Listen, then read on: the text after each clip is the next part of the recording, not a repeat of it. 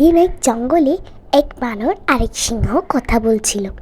ঠিক সেই সময় বানর বলে উঠল, বাহ, আজ কি আনন্দের দিন, কি রসালো ফল, যাই যাই একটা খেয়ে নি।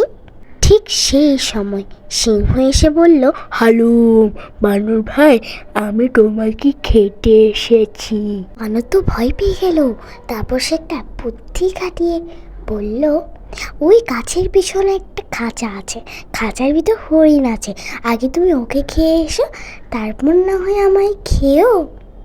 এই কথা শুনে সিংহ একটু ভাবতে লাগলো যে যাবে নাকি যাবে না। তারপর সিংহ বলল, বানর ভাই, আমি গাছের পিছনে খাঁচাটা আছে কিনা দেখে আসি, যদি না থাকে আমি কিন্তু সত্যি তোমাকে খাবো। তারপর বানরটি বলল, আরে সিংহ ভাই, আমি মিথ্যা কথা বলি? আছে আছে, সত্যি আছে, তুমি গিয়ে তো দেখো।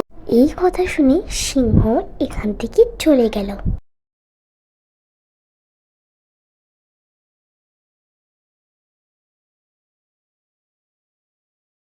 বানর আসলে মিথ্যে কথা বলেছিল নিজের প্রাণ বাঁচানোর জন্য।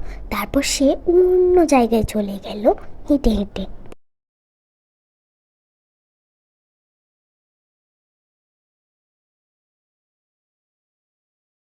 এই গল্প থেকে আমরা শিক্ষা পেলাম এই যে উপস্থিত বুদ্ধি থাকা খুবই প্রয়োজন, কারণ এখানে বানর উপস্থিত বুদ্ধির কারণে তার আত্মরক্ষা পেল। ধন্যবাদ। আরও নতুন নতুন গল্প, শিক্ষণীয় গল্প দেখার জন্য চ্যানেলটিকে সাবস্ক্রাইব করবেন।